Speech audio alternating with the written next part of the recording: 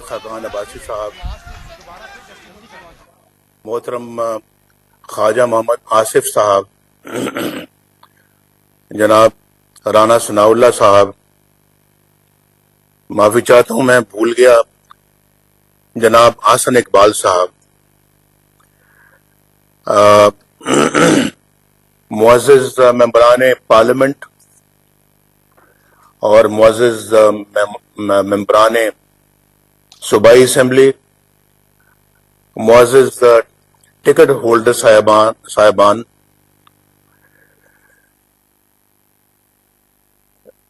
مجھے آج بہت خوشی ہے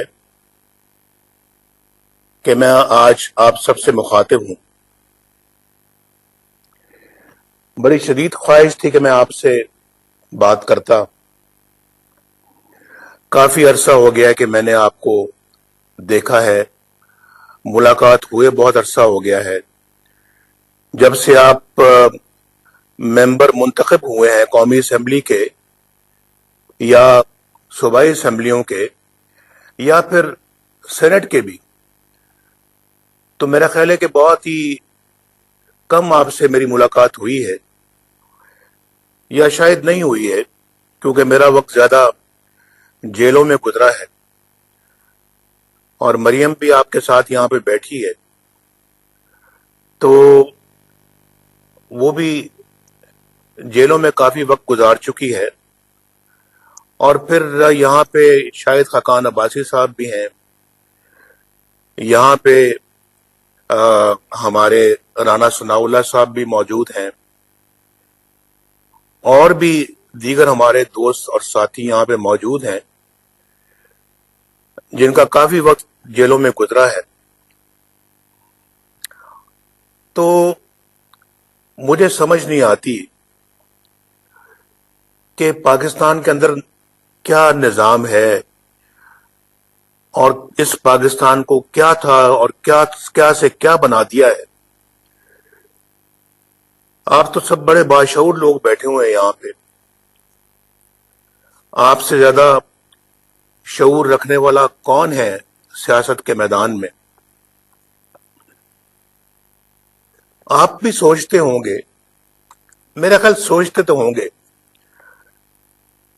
اور سوچنا چاہیے بھی۔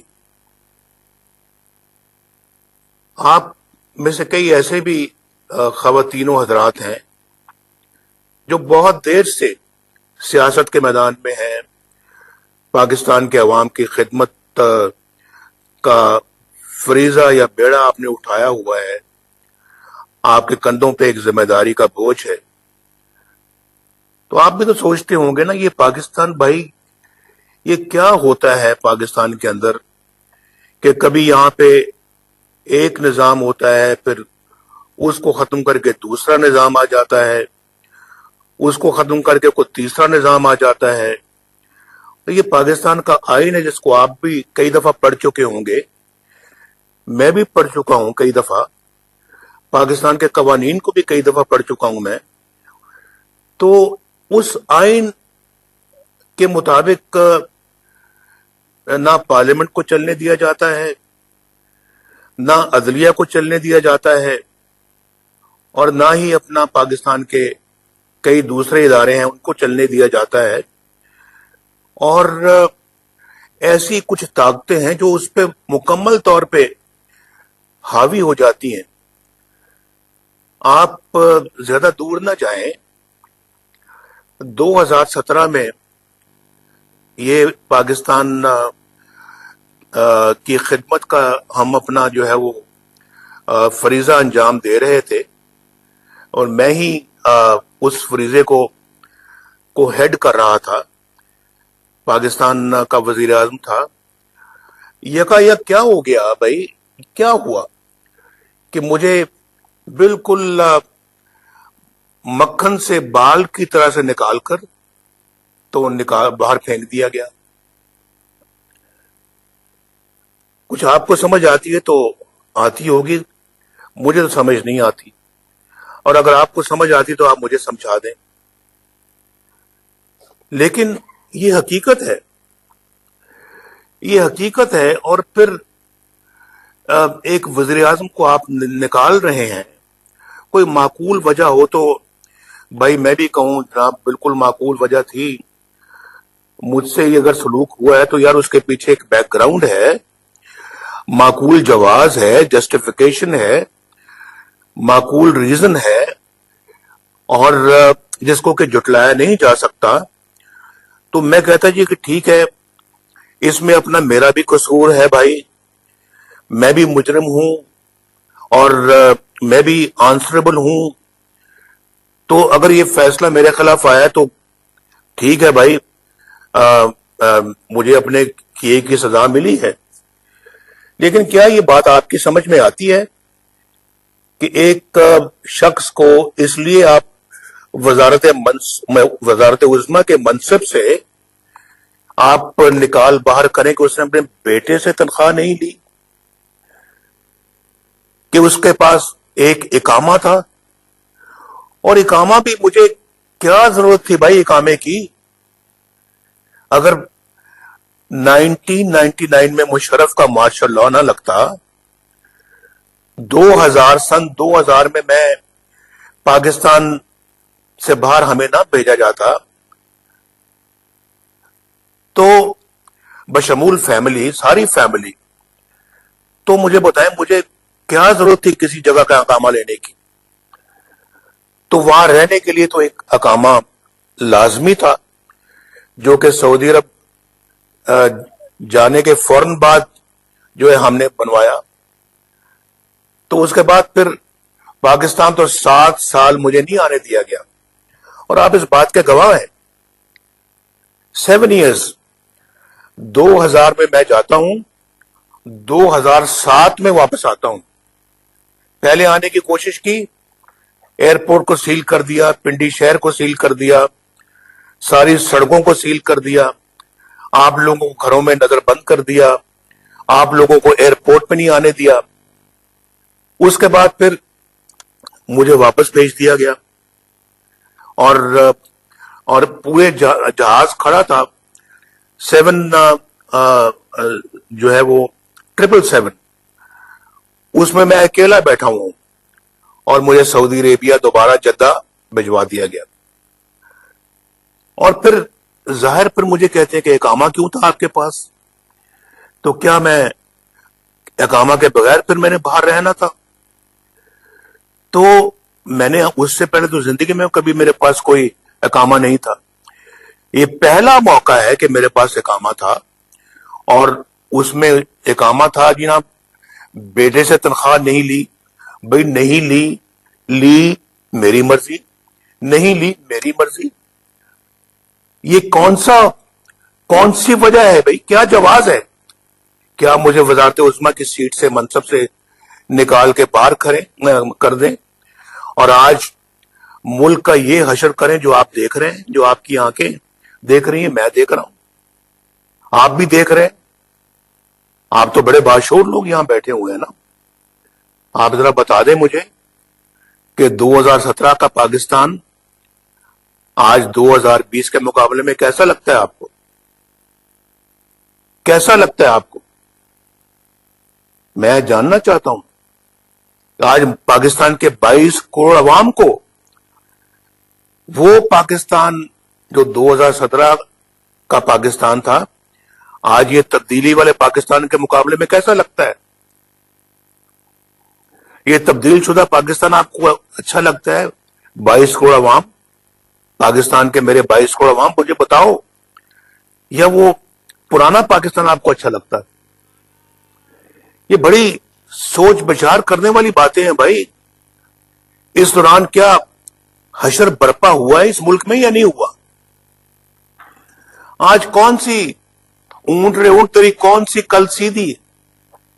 آج کون سے کام ٹھیک ہو رہے ہیں؟ کون سے شعبے میں ٹھیک ہو رہے ہیں؟ کس سیکٹر میں ٹھیک ہو رہے ہیں؟ کس فیلڈ میں ٹھیک ہو رہے ہیں؟ پوچھو کسی سے, جا کے کاشتکار سے پوچھو, وہ سکون کی نیند سوتا ہے؟ کسی صنعتکار سے پوچھو, وہ رات کو سکون کی نیند سوتا ہے؟ کسی مزدور سے پوچھو, اس پہ کیا گزر رہی ہے؟ کسی سرکاری افسر سے پوچھو، ایماندار سرکاری افسر سے پوچھو اس پہ کیا گزر رہی ہے، وہ کس حال میں ہے، وہ زندہ ہے یا مر رہا ہے؟ دن رات اس کو فکر کھائے جا رہی ہے کہ میرا اور میرے بچوں کا کیا مستقبل ہوگا۔ بھائی یہ صورتحال 2017 میں نہیں تھی، 2016 میں نہیں تھی، اس سے پہلے نہیں تھی۔ ہاں 2013 میں جب ہم آئے تو پاکستان میں لوڈ شیڈنگ عروج پر تھی۔ ہاں جب ہم آئے 2013 میں پاکستان میں دہشت گردی عروج پر تھی۔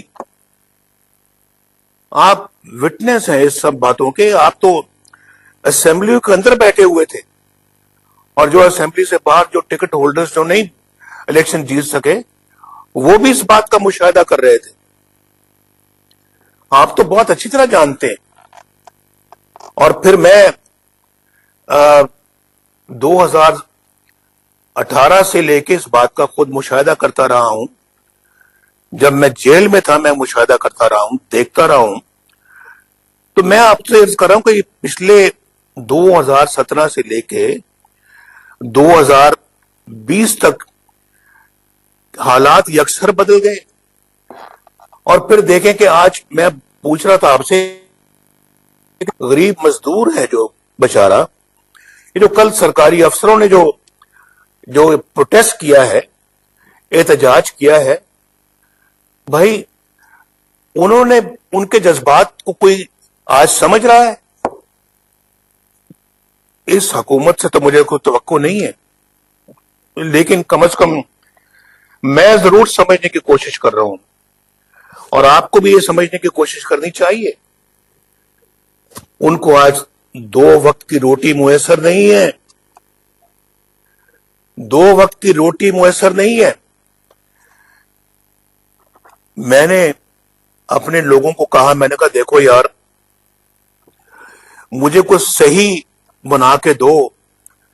میں نے پچھلی دفعہ بھی کہا تھا، میں نے کہا کہ یہاں پہ ایسے بھی لوگ ہیں، ایسے گھر ہیں جو اب روٹی جو ہے وہ پانی کے ساتھ، اس میں چاہے مرچیں ملا لیں یا نمک ملا لیں،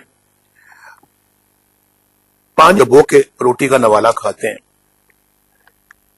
جب نوبت یہاں پہنچ جائے میرا اور آپ کا، پھر میں سمجھتا ہوں کہ چین سے بیٹھنا حرام ہو جاتا ہے۔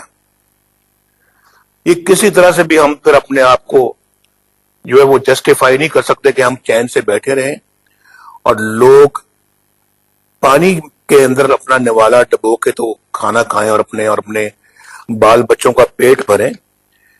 میرا خیال ہے کہ پھر جب تک کہ آپ ان کی زندگیوں کے لیے سدھارنے کے لیے، ان کے بچوں کی زندگیوں کے مستقبل کو سدھارنے کے لیے جب تک آپ باہر نہیں نکلیں گے، یا میں نہیں بولوں گا، آپ نہیں بولیں گے، آواز نہیں اٹھائیں گے، تو سب سے بڑے مجرم پر ہم ہوں گے، گناہگار بھی ہم ہوں گے۔ یہ فرق دیکھیں پچھلے 2-2.5 سالوں میں کتنا پیدا ہو گیا ہے۔ اور یہ کہتے تھے کہ ہم جناب، جنہوں نے کہا تھا کہ ہم 1 کروڑ نوکریاں دیں گے، عوام کو 1 کروڑ نوکریاں دیں گے، انہوں نے 1.5 کروڑ لوگوں کو بے روزگار کر دیا ہے۔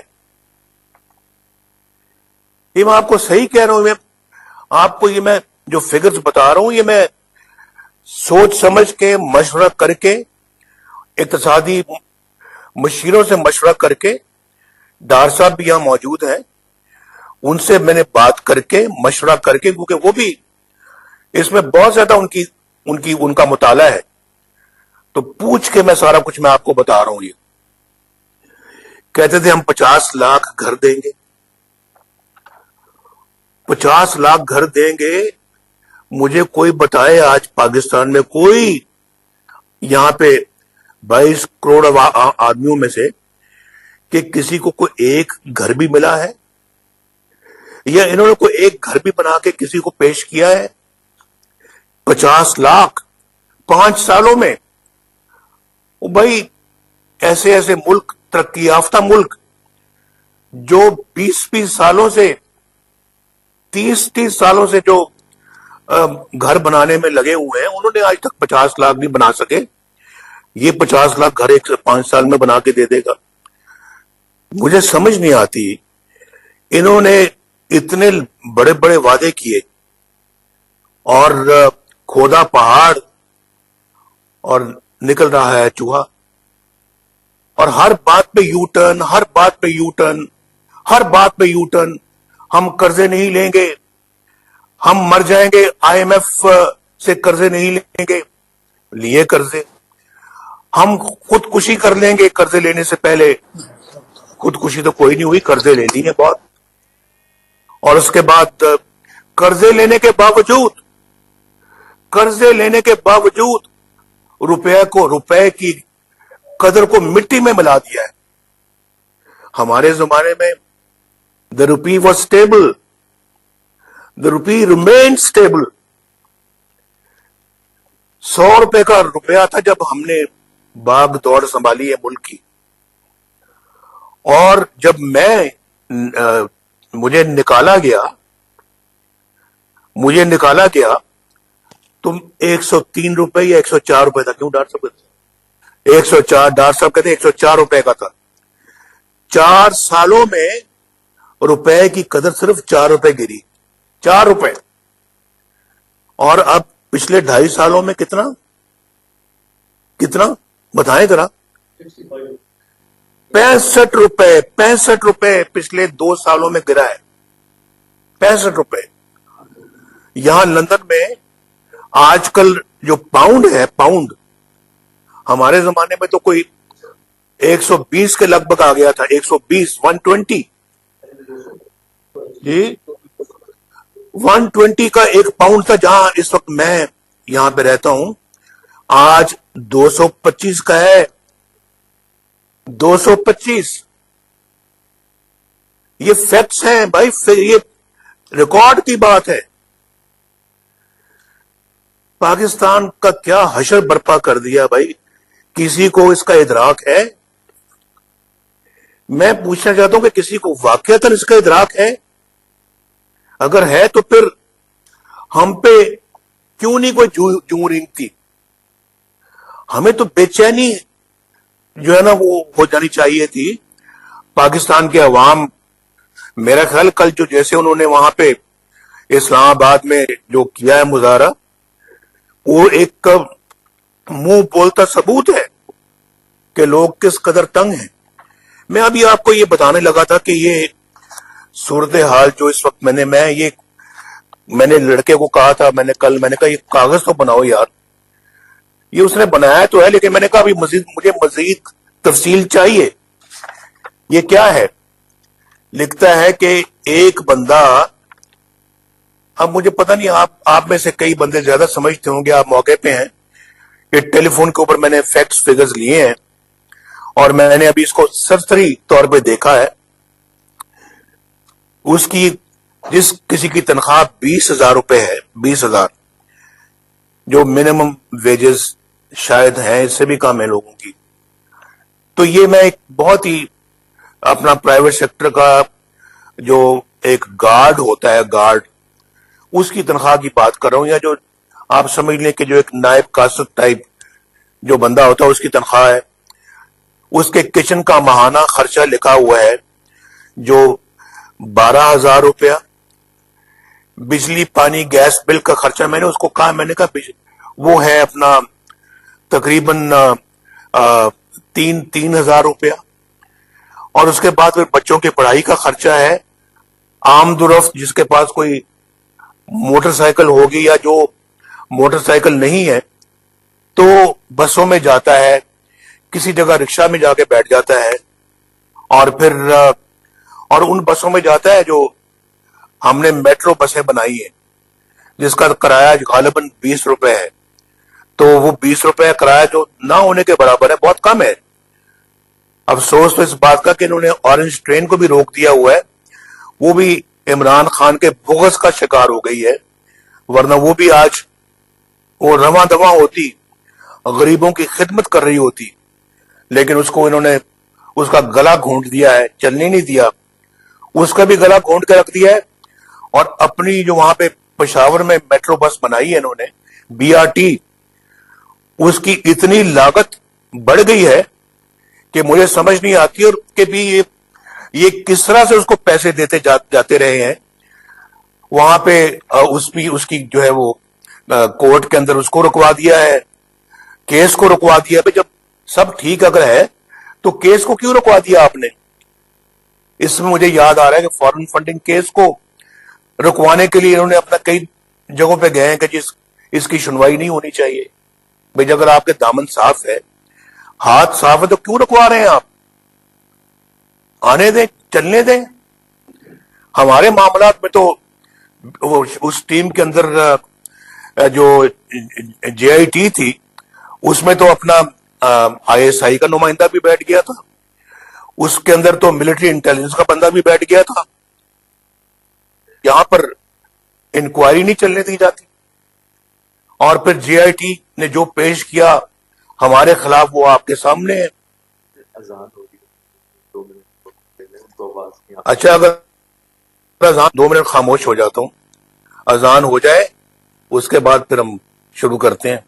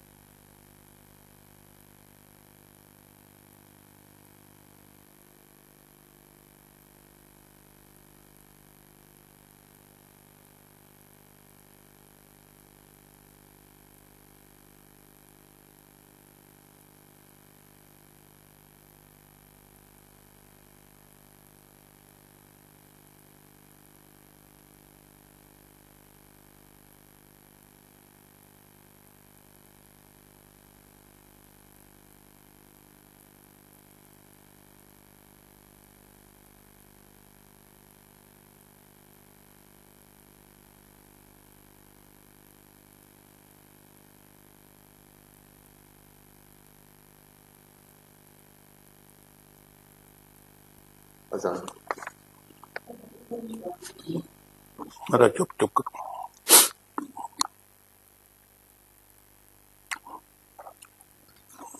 تو میں آپ کو بتا رہا تھا، یہ سامنے مشاہد صاحب بیٹھے ہوئے ہیں، یہ مشاہد اللہ ہیں. مشاہد صاحب السلام علیکم. مجھے پتہ لگا کہ اپنا آپا نجمہ حمید بھی آئی ہوئی ہیں، میرا ان کو بھی سلام. سینئر ترین ہماری ماشاءاللہ وہ پارلیمنٹیرین ہے، تو میرا ان کو بھی سلام.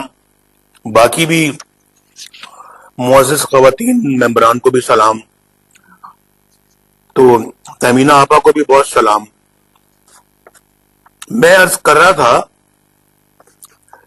کہ یہ ہے وہ آمد و رفت، کرایہ، دوائی، کتابیں، جو 34,000 روپے بن جاتا ہے. اب آپ مجھے بتائیں کہ 20,000 روپے آدمی جو کماتا ہے تو وہ 34,000 روپے کا خرچہ کہاں سے کرے گا؟ یہ بڑی سوچ بچار والی باتیں ہیں. اور کل اگر وہ وہاں پروٹیسٹ کرے تو کہ بھائی کوئی اس میں حیرانگی والی بات نہیں ہے. ان کے ساتھ بہت ظلم اور زیادتی ہو رہی ہے. میں آج اپنی تقریر کو بہت لمبا نہیں کرنا چاہتا، لیکن میں یہ بتانا چاہتا ہوں کہ یہ بڑے ڈیفائننگ مومنٹ سے ہم گزر رہے ہیں. یہ ڈیفائننگ مومنٹس ہیں. ڈیفائننگ مومنٹس آپ مجھ سے زیادہ بہتر سمجھتے ہیں. پاکستان کے اندر ہمیں رہتے ہوئے مجھے تو 70 سال ہو گئے ہیں، کیونکہ میری عمر جو ہے وہ 70 سال ہو گئی ہے، اور اس سے بھی زیادہ عمر کے لوگ ہیں. اور پھر آج تک پاکستان کے اندر جو ہے، جو اصل پرابلم ہے پاکستان کی، جس کی وجہ سے آج اس قوم کو 22 کروڑ عوام کو یہ دن دیکھنا پڑ رہا ہے اس کے اصل کازز، اصل وجوہات یا روٹ کاز جو ہے، مسئلے کی جڑ، اس کی آج تک جو ہے نا کسی نے اس کو ڈائگنوز نہیں کیا. اگر کیا بھی ہے تو اس پہ بات کبھی نہیں ہوئی. لیکن میں سمجھتا ہوں، میں ایک پاکستانی ہوں، اور میرا پاکستانی ہونے کی حیثیت سے میرا حق ہے، میرا فرض ہے کہ میں اس کو آئیڈینٹیفائی کروں. اور میں نے اس کو آئیڈینٹیفائی کرنے کا فیصلہ کر کے، سوچ سمجھ کر، میں نے 20 سپٹمبر کو اے پی سی کے سامنے اپنی گفتگو کی تھی. آل پارٹیز کانفرنس کے سامنے میں نے کھل کر پاکستان کے اس روٹ کاز کا میں نے ذکر کیا تھا کہ اصل میں مسئلہ کیا ہے، کہاں ہے خرابی، اور جڑ کیا ہے خرابی کی. اس کو میں نے آئیڈینٹیفائی کیا تھا، اور میں اس میں کوئی ایمبیگوٹی نہیں رکھنا چاہتا. نہ مجھے ایمبیگوٹی رکھنی آتی ہے اور نہ میں رکھنا چاہتا ہوں. میں نے بالکل صاف طریقے سے، شفاف طریقے سے بات قوم تک پہنچائی. اور اگر مسائل پہ آج بھی کھل کے بات نہیں ہوگی، کیا ہم اپنے اگلی نسلوں کو دے کر جائیں گے؟ کیا دیں گے آپ کیا دیں گے؟ کہ ہم سب خدا نہ خواستہ کوئی کرائے کے ممبر ہیں کہ ہم اپنا ہر اس کام کے لیے ووٹ دینے کے لیے اپنا ہاتھ کھڑا کر دیں گے جو پاکستان کے مفاد کے خلاف ہوگا، جس میں پاکستان کا مفاد دور دور تک نظر نہیں آئے گا؟ یہ ایسا نہیں ہو سکتا بھائی، ایسا نہیں ہو سکتا. ہم غلام بن کے اس ملک میں نہیں رہ سکتے. ہم کوئی گائے بھینسے نہیں ہیں، بھیڑ بکریاں نہیں جو ہے ہانکنے کے لیے جہاں مرضی چاہو لے جاؤ. نہیں، اگر ایسا آج تک ہوتا رہے تو آئندہ ایسا نہیں ہوگا. آپ نے اپنے دل سے عہد کرنا کہ آئندہ ہم نہیں کریں گے ایسا. ہم اپنی اگلی اپنے دشمنوں کے حوالے نہیں کر سکتے، ان کو تباہ و برباد نہیں کر سکتے. یہ نہیں ہوگا، آئندہ نہیں ہوگا. میں کہتا ہوں نہیں ہوگا. انشاءاللہ ہم پاکستان کو ایک باعزت ملک بنائیں گے، باوقار ملک بنائیں گے. اور وہی رستہ ہے جو میں آپ کو بتا رہا ہوں، جو میں نے 20 سپٹمبر کو اے پی سی کے سامنے بتایا تھا. وہی ہے راستہ جو پاکستان کو باعزت بنائے گا.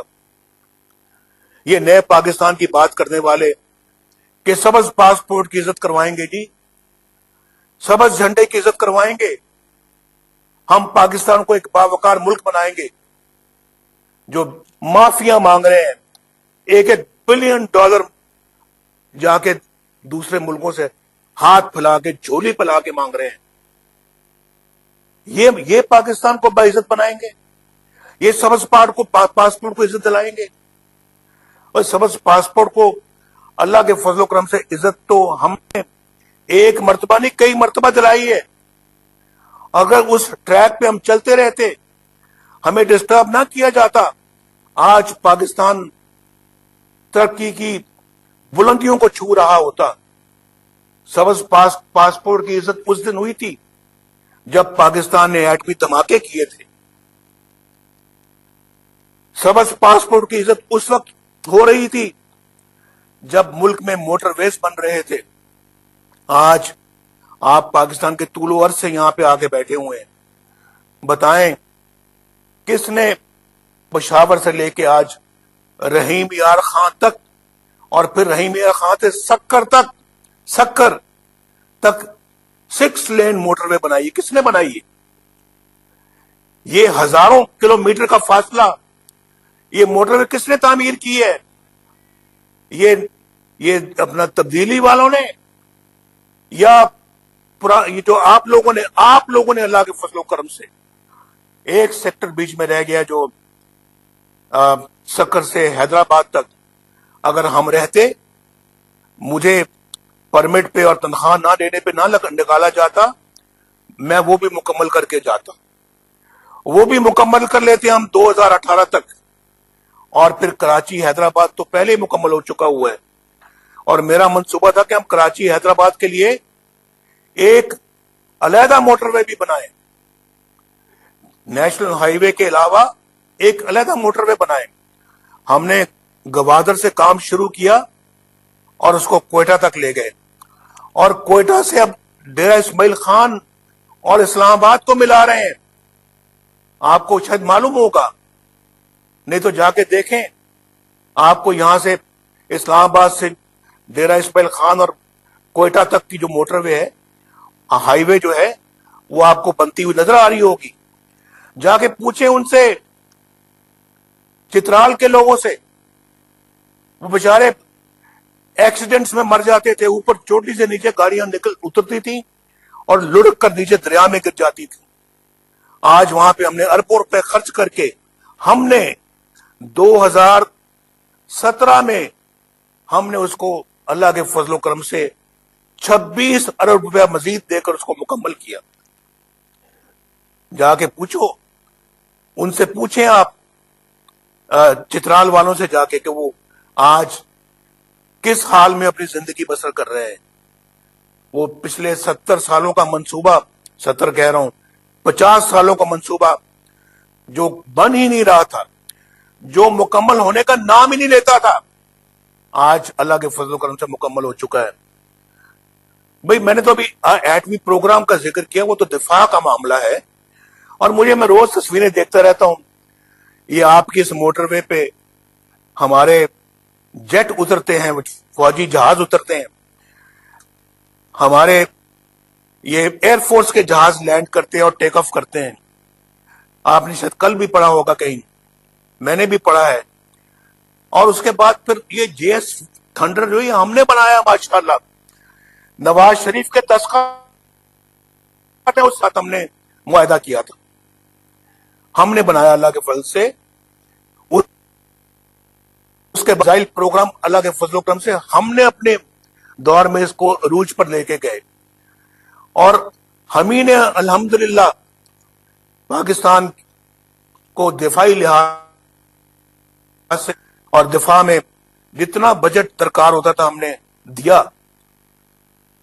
اور پھر میں ہی سمجھتا ہوں کہ جہاں تک پاکستان کے دفاعی ضروریات کا تعلق ہے, ہم نے اس کو دل و جان کے ساتھ جو ہے وہ پورا کرنے کی کوشش کی. اور پھر لیکن اس لیے کہ ہماری فوج جو ہے دنیا کی ایک بہترین فوج بنے, لیکن ہماری فوج دنیا کی بہترین فوج تبھی ہوگی جب جس آئین کی ہم نے ابھی بات کی ہے اس آئین کی پاسداری کرے. اور مجھے بڑی خوشی ہے کہ فوج کا بہت بڑا حصہ جو ہے, فوج کا بہت بڑا حصہ, اوور ویلمنگ حصہ جو ہے, وہ آئین کی پاسداری کرتا ہے. چند لوگ ہیں اس پاکستان کی 70 سالہ تاریخ میں, صرف چند لوگوں نے باقی افواج کو بھی بدنام کیا ہے, اور فنگر ٹپس میں وہ نام, فنگر ٹپس پہ. اور اگر وہ فوج تو یہ ہے جس کی میں بات کر رہا ہوں, پاکستان کی فوج جو اپنے اس عہد کی پاسداری کرتی ہے اور اس کی پابند رہتی ہے, لیکن جو اس سے باہر نکلتا ہے ہماری نظر میں اس کی کوئی عزت نہیں ہے. میں بالکل اس کی کوئی عزت نہیں کرتا, اور میں یہ سمجھتا ہوں کہ باقی فوج کو بھی وہ بدنام کرتے ہیں. باقی فوج کے لیے بھی بدنامی کا باعث یہ لوگ بنتے ہیں جو ہمیں منظور نہیں ہے.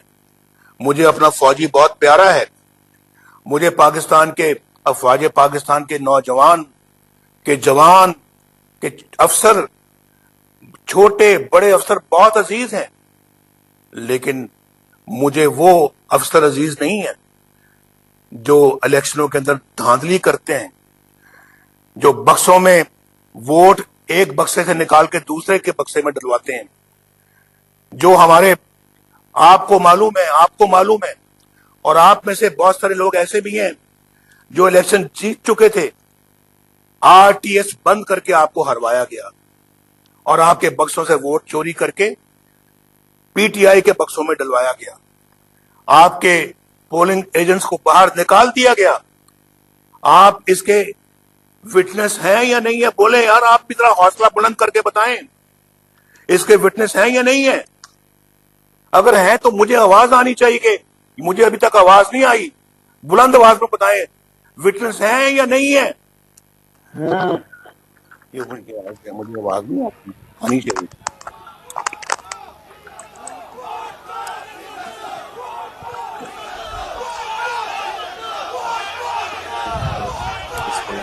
ویڈیو پہلی وہی بات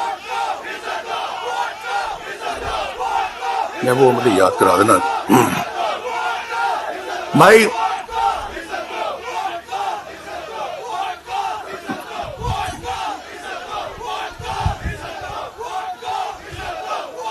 بس اگر ووٹ کو عزت نہ دی, سن لیں ایک بار ان کو بند کرائیں, ذرا بند کرا دیں. اگر ووٹ کو عزت نہ دی تو پاکستان کی بھی رہی صحیح عزت جاتی رہے گی.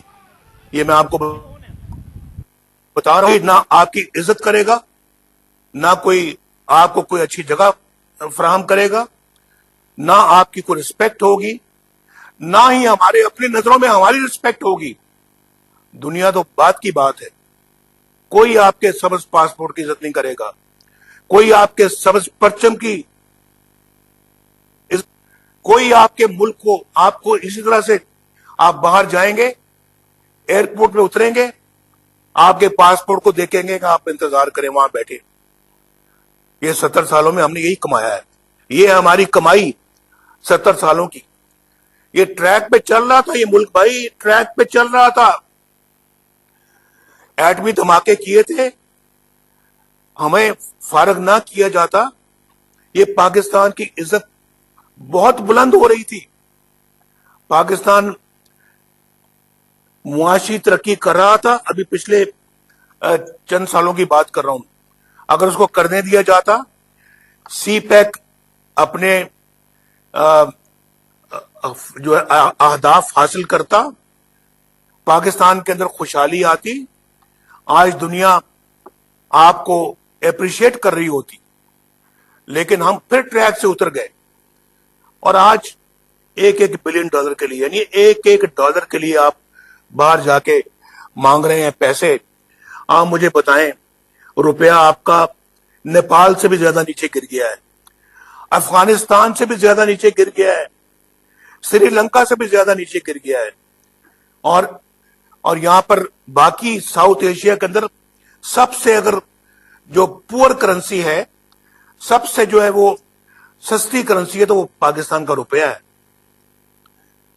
اور اس روپے نے آپ کو بھی کنگال کر دیا. آج کل آپ کو یعنی کہ آپ آنسو لوگوں کے نکلتے ہیں, آنسو میری بہنوں کے, بھائیوں کے, بزرگوں کے, جن کے پاس وسائل نہیں ہیں.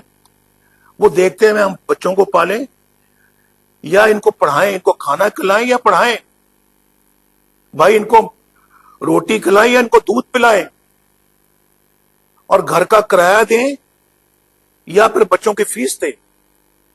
یہاں آپ جاتے ہیں, بازار جاتے ہیں نا, بازار آنسو نکلتے ہیں, جس کو پنجابوں میں کہتے ہیں اتھرو نکل کے روتے ہیں لوگ. خواتین روتی ہیں جب سبزی کا بھاؤ پوچھتی ہیں, ٹماٹروں کا بھاؤ پوچھتی ہیں, جب وہ جا کے یہ خریدتی ہیں جا کے گندم آٹا, اور پھر جب بجلی کا بل آتا ہے وہ بیچارے دے ہٹ دا روف کہ کس طرح سے ہم یہ بجلی کے بل پے کریں. اور پھر گیس کا بل آتا ہے, وہ بیچارہ اس کو سمجھ نہیں آتی میں کدھر جاؤں.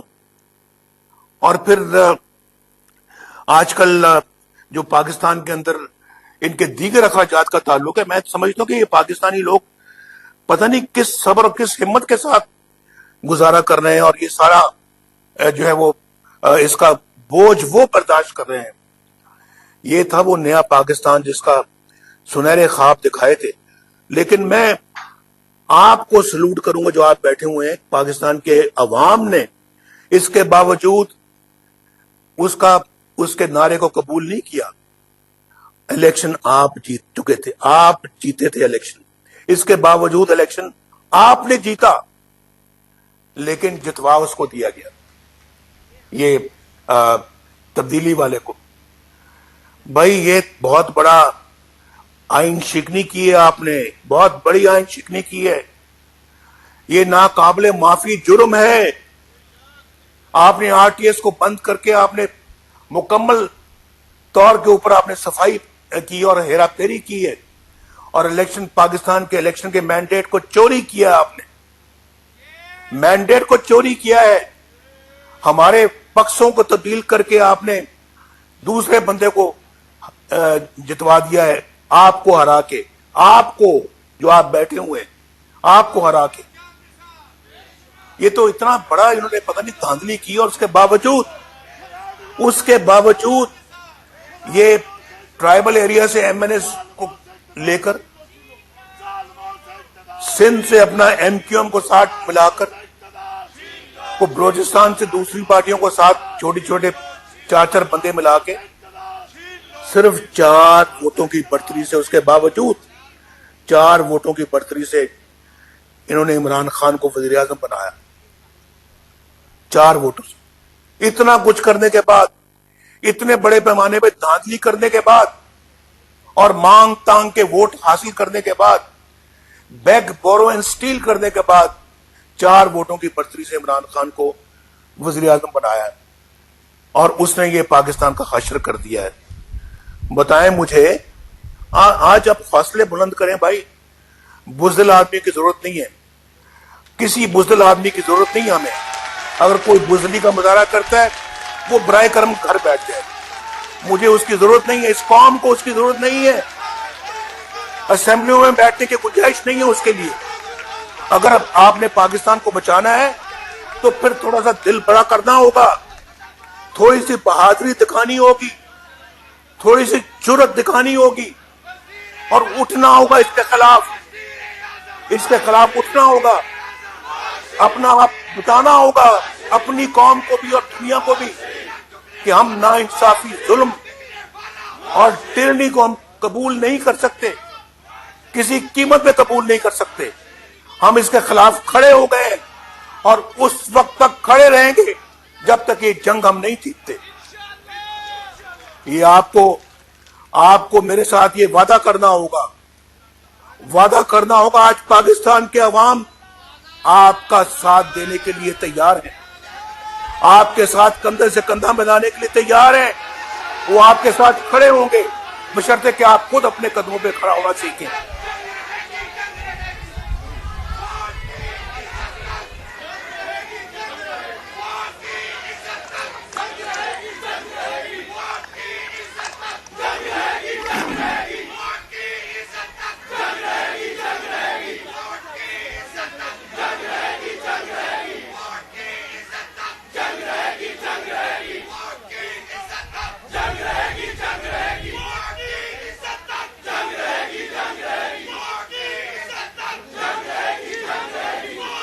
لہذا بس اب بیٹھ جائیں، مجھے آواز آپ کی نہیں پہنچتی، میں آپ کے ہاتھوں سے دیکھ رہا ہوں کہ آپ نعرے بازی کر رہے ہیں، تو پھر اگر آپ نعرے بازی کریں گے، آپ ضرور کیجئے، جب کوئی وقت آئے کیجئے، لیکن مجھے سمجھ نہیں آتی کہ کب ہو رہی ہے کب نہیں ہوتی، تو پھر وہ خلل پڑتا ہے۔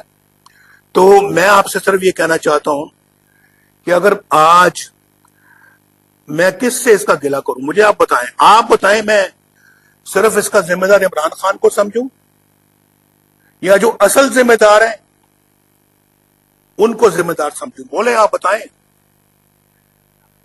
جو سمجھتے ہیں کہ صرف عمران خان کو ہی میں ذمہ دار ٹھہراؤں تو وہ بھی مجھے ہاتھ کھڑا کر کے بتائیں، اور جو سمجھتے ہیں کہ نہیں، اصل ذمہ داروں کو اس کا ذمہ دار قرار دینا چاہیے، وہ بھی ہاتھ کھڑا کر کے بتائیں۔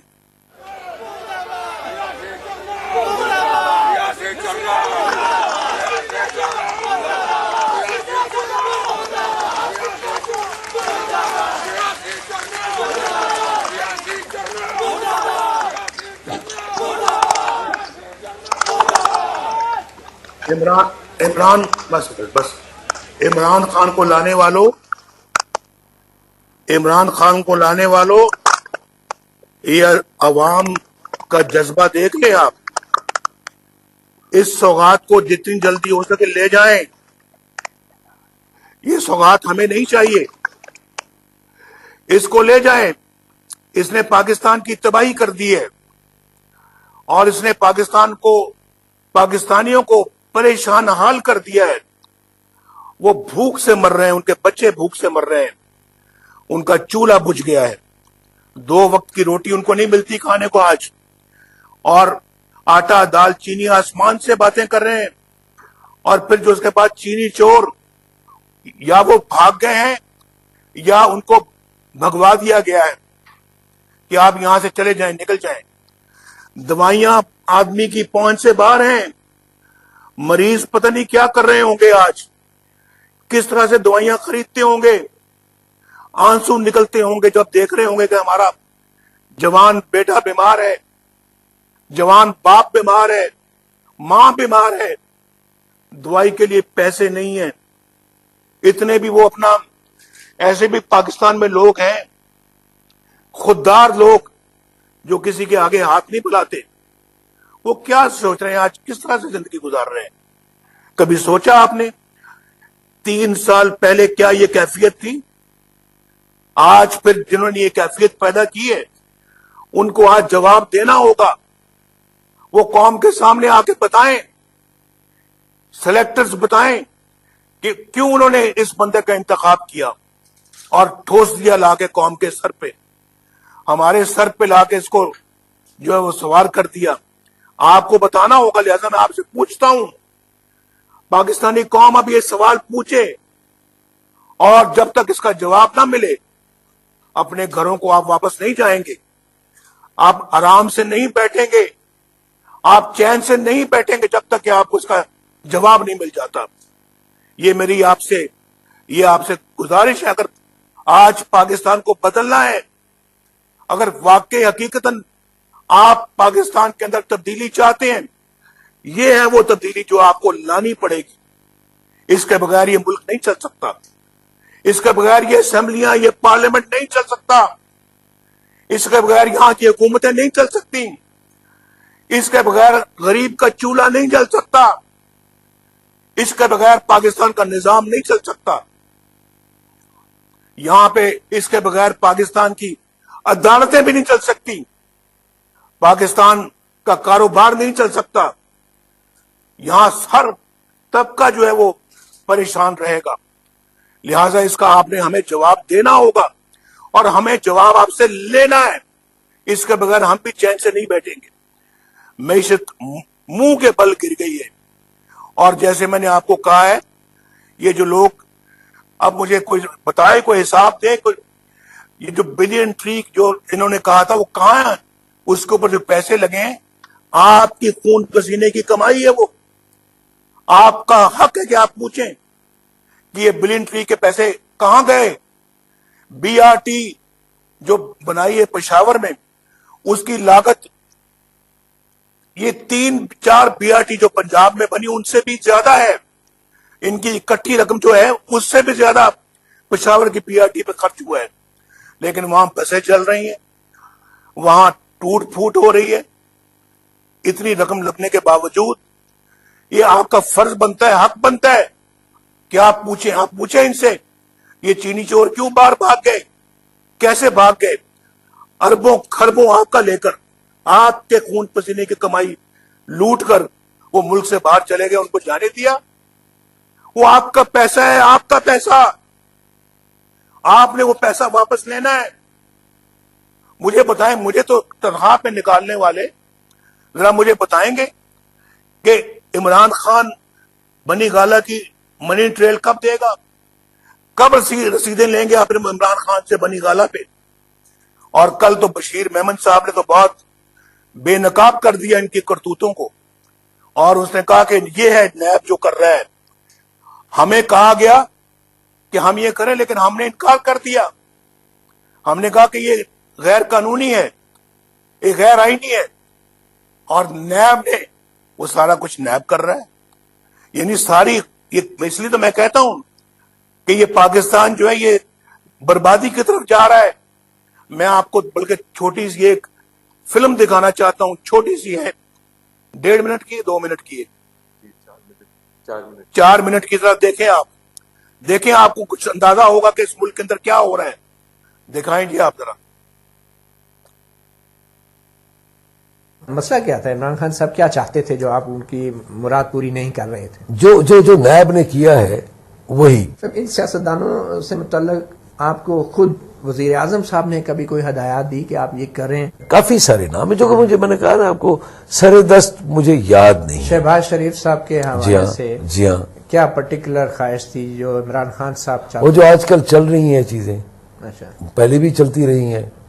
حمزہ شہباز اور دوسرے جو ان کا بیٹا ہے وہ سلمان شہباز اور پھر ان کی پوری فیملی. نواز شریف اور مریم نواز کے حوالے سے کیا خصوصی خواہشات تھی ان کی؟ ایف آئی اے کی طرف سے کیا توقعات تھی؟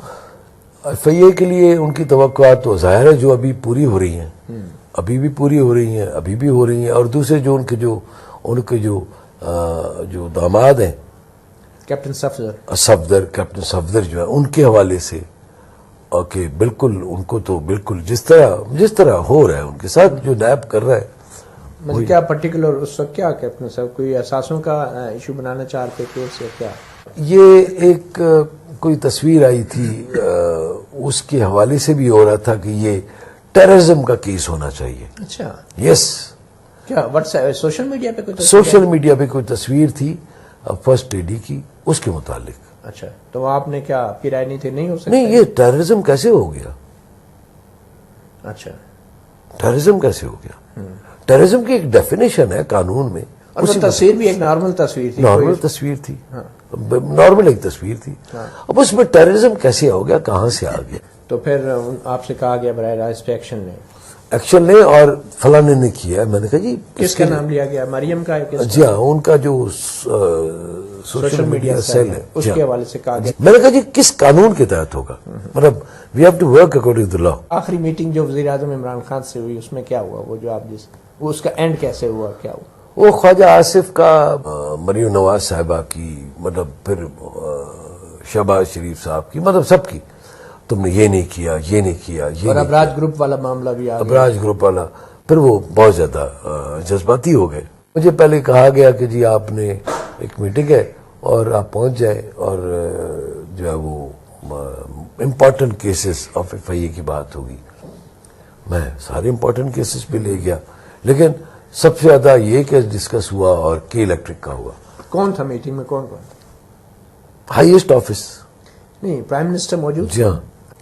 تو ادھر جو ہے وہ یہی بات ہوئی کہ کے الیکٹرک تباہ ہو گیا اور یہ ہو گیا. میں نے کہا جی کے الیکٹرک کے پاس 87 بلین ہے سوئی سدرن کے. یہ میں نہیں کہہ رہا، یہ ہم نے ثابت کیے ہیں اور ہم نے گورنمنٹ کو چٹھی لکھی ہے کہ 87 بلین لے لیں. اور انہوں نے کہا جی وہ جو ہے وہ کمپنی تباہ ہو گئی ہے، کمپنی برباد ہو گئی ہے. میں نے کہا جی اب کس نے کہا ہے؟ پرائم منسٹر صاحب نے کہا کہ وہ کمپنی تباہ ہو گئی ہے. ابراج کی بات کر ابراج گروپ کی میں بات کر رہا ہوں. تو اب اس سے انویسٹیگیشن ایجنسی کا کوئی تعلق نہیں تھا. ویسے اگر تباہ ہوئی ہے تو کوئی مجھے نہیں پتا کیوں ہوئی تباہ، لیکن پیسے بنتے تھے ان کی طرف. پیسے ان کی طرف بنتے تھے. عمران خان صاحب کیا چاہتے تھے؟ ان کے خیال میں کہ ایف آئی اے نے بہت خراب کیا کہ ان کے خلاف یہ انویسٹیگیشن نہیں ہونی چاہیے تھی. اچھا خواجہ آصف صاحب کے حوالے سے کیا تھا؟ خواجہ آصف کا جو کیس تھا وہ بڑا عجیب سا کیس تھا کہ وہاں پہ کہ جی خواجہ آصف صاحب ایک کمپنی تھی دبئی کی جس میں وہ نوکری کرتے رہے and he was defence and foreign minister of Pakistan اور انہوں نے یہ آرٹیکل 6 کی خلاف ورزی کی ہے. وزیر دفاع تھے. تو آئین غداری کا پرچہ ہو گیا. غداری کا پرچہ.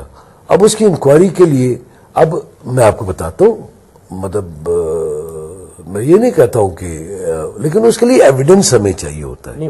ایویڈنس تھا کیا؟ اویلیبل ایویڈنس کیا تھا؟ کچھ بھی نہیں. اور کیا گلا تھا اس میٹنگ میں؟ یہ جو ہے مسلم لیگ فیملی جتنے بھی نواز شریف کی فیملی ہے ان سب کو یہ کیا تم نے یہ نہیں کیا وہ نہیں کیا ان کو چھوڑا یہ کیا. کیا کہا اعجاز شاہ صاحب نے؟ انہوں نے کہا میں کورٹ جاؤں تو میں نے کہا سر اور کتنے جانا؟ نہیں یہ کیا بات تھی، میں کورٹ کیوں جاؤں، ٹنگے توڑ دو یہ کر دوں.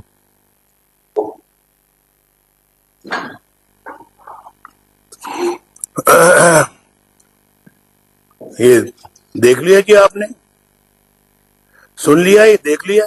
آواز نہیں آ رہی جی؟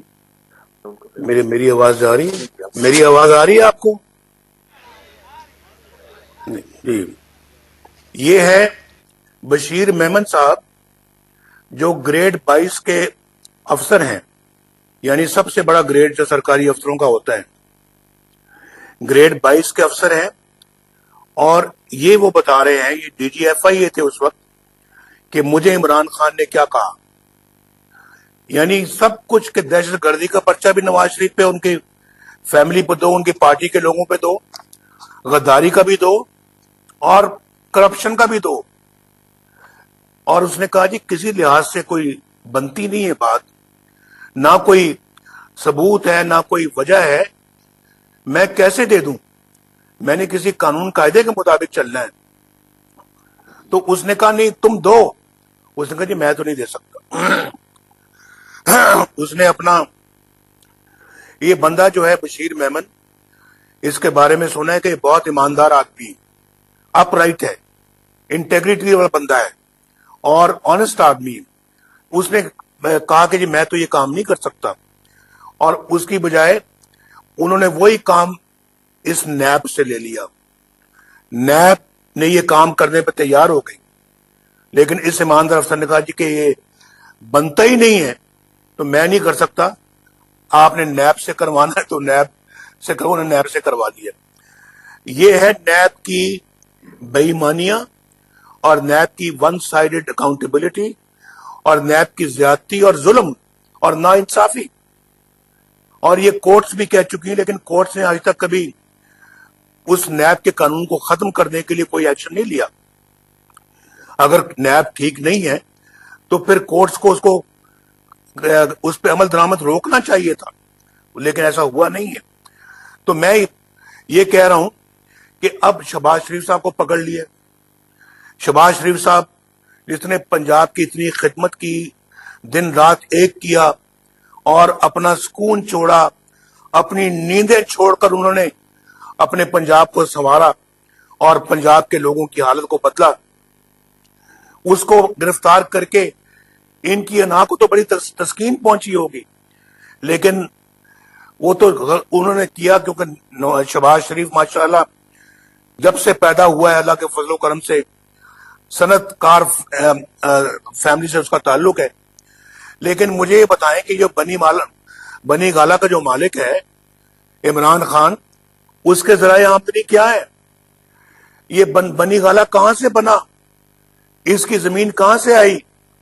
اور یہ جیسے میں نے پہلے بھی کہا کہ کہتے ہیں جی کو پیسہ ادھر سے آیا، چیک ادھر سے ادھر گیا، ادھر سے پھر ادھر چلا گیا، اور ادھر سے پھر یہ بنی گالا میں آیا. اور اس کے بعد جو ہمارے ثاقب نثار صاحب، انہوں نے ان کو کلین چٹ دے دی. لیکن یہ قوم رسیدیں مانگتی ہے، رسیدیں چاہیے، رسیدیں. اور زمان پارک میں جو گھر بنایا ہے، آپ کو معلوم ہے نا، لاہور کے کئی رہنے والے آپ کچھ ہیں، وہ بتائیں، زمان پارک میں اس نے نیا گھر بنایا ہے، نئی کنسٹرکشن کی ہے جو کروڑوں روپے سے ہوئی ہے. کوئی پوچھے بھائی یہ کہاں اس کی رسیدیں، کہاں سے آیا یہ پیسہ؟ یہ پوچھنا بنتا ہے یا نہیں بنتا؟ کہاں سے پیسہ آیا ہے، کہاں اس کی رسیدیں؟ بتائیں. آپ کو فارن فنڈنگ کا فیصلہ کب آئے گا؟ اس کی رسیدیں بھی موجود ہیں، لیکن فیصلہ کب آئے گا فارن فنڈنگ کا؟ علیمہ خان کب رسیدیں دے گی؟ کب رسیدیں ملیں گی علیمہ خان کی؟ اور اس کے بعد جنرل عاصم باجوہ، اس کی رسیدیں کب ملیں گی اس قوم کو؟ اس سب چیزوں پہ عمران خان کی اور اس کے حکومت کی آنکھیں بند ہیں، نیب کی آنکھیں بند ہیں، اور بالکل انہوں نے عوام کو، قوم کو الو بنانے کی کوشش کی ہوئی ہے. لیکن یہ نہیں چلے گا بھائی، نہیں چلے گا. ہم نہیں چلنے دیں گے، انشاءاللہ نہیں چلنے دیں گے.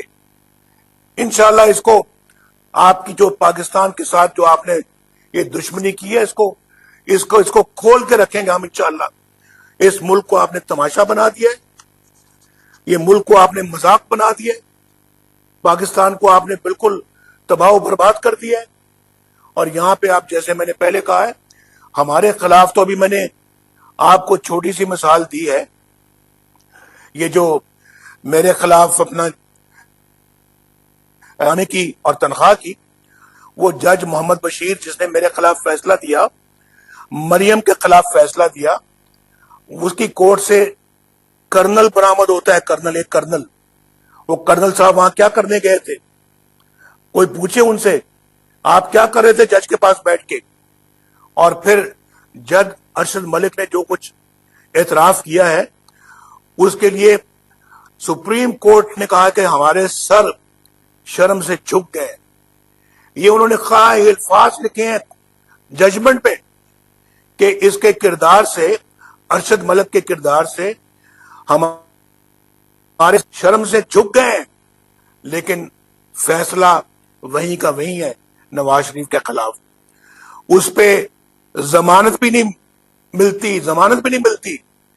जज डिसमिस हो गया है, उसको बरतरफ कर दिया है, लेकिन फैसला बरतरफ नहीं हुआ।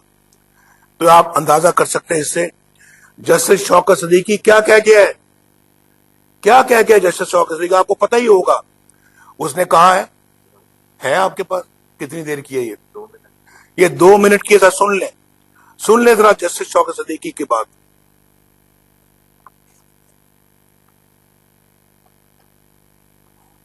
मैं आपको गवाह करके, अपनी मां को गवाह करके ये बात कर रहा हूं। आज के इस दौर में आईएसआई पूरी तरह जुडिशियल प्रोसीडिंग्स को मैनिपुलेट करने में इन्वॉल्व है। आईएसआई के लोग मुख्तलिफ जगह पहुंचकर अपनी मर्जी के बेंच बनवाते हैं, केसों की मार्किंग होती है। मैं अपनी हाई कोर्ट की बात करता हूं। आईएसआई वालों ने मेरे चीफ जस्टिस को अप्रोच करके कहा कि हमने इलेक्शन तक नवाज शरीफ और उसकी बेटी को बाहर नहीं आने देना, शौकत अजीज सिद्दीकी को बेंच में मत शामिल करो।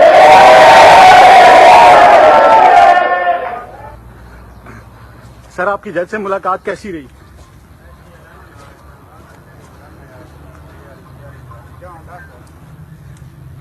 सर, हमारी इसके कोई नहीं, कुछ मुलाकात किसी से नहीं हुई।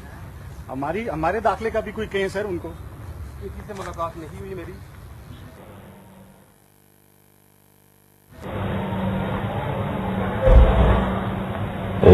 इलीगल। मियाँ साहब को तो 3-4 बंदे ना होते तो मियाँ साहब तो चौथी दफा ही प्राइम मिनिस्टर बन जाना था। कौन 3-4 आदमी? आपको भी पता है, मुझे भी पता है, आप मुझे क्यों मरवाना चाहते? हमारा यहाँ आजादी मार्च हो रहा था तो जनरल साहब ने खुद हमें दावत दी, बुलाया। अच्छा। तो वहाँ जब हम गए तो उन्होंने इस बात पे इसरार किया कि मौलाना साहब आप आजादी मार्च न करें। अच्छा। मौलाना साहब हम जो है वो मियाँ नवाज शरीफ के खिलाफ जो कुछ हम कर रहे हैं आप उसमें मुदाखलत न करें। सुने, ये जुमला, एक मिनट मौलाना, बड़ा अहम जुमला है कि जो कुछ नवाज शरीफ के खिलाफ हम कर रहे हैं आप उससे मुदाखलत न करें। ये जो जुमला आपको कहा गया, ये जनरल बाजवा ने आपसे कहा? जी बिल्कुल। देख लिया आपने, सुन लिया आपने या नहीं? जिन्होंने सुन लिया जरा हाथ तो खड़ा करें। ये तमाशा हुआ है इस मुल्क के अंदर पिछले 2-2.5 सालों में, और इसकी सजा दी गई आपके इस नवाज शरीफ को, और फिर मरियम नवाज को, शाहिद खकान अब्बासी को, मिफ्ता इस्माइल को, और राना सनाउल्लाह को, शहबाज शरीफ को, हमजा शहबाज को, और ख्वाजा साद रफीक को, और इसहाक डार साहब को। ये है अपना, और भी हमारे दोस्त हैं, साथी हैं। तो इसका निशाना हम बने हैं और पूरी पार्टी बनी है। ये सब फ्रॉड है, सब फ्रॉड है, सब तमाशा फ्रॉड है जो इस मुल्क के साथ हुआ है, आपके साथ हुआ है, मेरे साथ हुआ है, हमारी पार्टी के साथ हुआ है। ये क्या हम सिर्फ तमाशा देखते रहेंगे या इसके खिलाफ खड़े होंगे? आज ये फैसला करके आपने उठना है, इसके बगैर मैं आपको यहां से उठने नहीं दूंगा। बोलो یہ تماشا دیکھتے رہنا ہے یا اس کے خلاف کھڑے ہونا ہے؟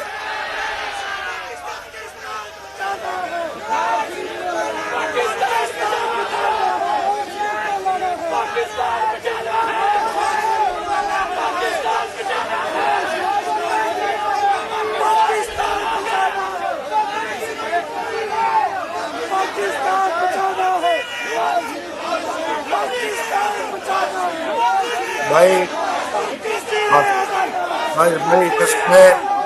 اب میں یہیں پہ بات اپنی ختم کرتا ہوں.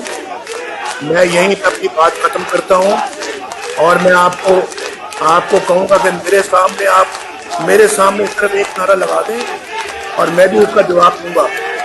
Vote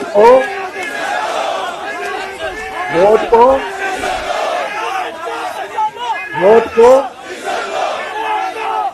thank you. میاں محمد نواز شریف قائد پاکستان میاں نواز شریف وزیر اعظم ہم سب کا لیڈر وہ چاند ستارہ میرے جان سے پیارا ہم سب کا قائد یہ تیرا قائد یہ میرا قائد یہ چاند ستارہ ٹھیک ہے. ہم سب کا پیارا. حسن اقبال آپ سنبھالیں. اوور ٹو یو حسن اقبال. احسن اقبال صاحب تشریف لاتے ہیں. جی سب حضرات سے درخواست ہے کہ اپنی اپنی نشستوں پہ بیٹھ جائیں اور یہ جو بیچ میں گیلری ہے سے خالی کر دیں چونکہ پیچھے لوگوں کو نظر نہیں آتا. یہ تمام کارکنوں سے درخواست ہے کہ ڈسپلن کا مظاہرہ کریں اور بیچ کی گیلری فوراً خالی کر دیں یا نیچے بیٹھ جائیں جلدی سے پلیز تاکہ قائد کی ہم بات مکمل سن سکیں. نیچے بیٹھ جائیں آپ پلیز, بیچ میں جو لوگ ہیں نیچے بیٹھ جائیں. حسن اقبال صاحب میں نے اپنی بات ختم کر لی ہے, میں آپ کے حوالے کر دیا فلور. ٹھیک ہے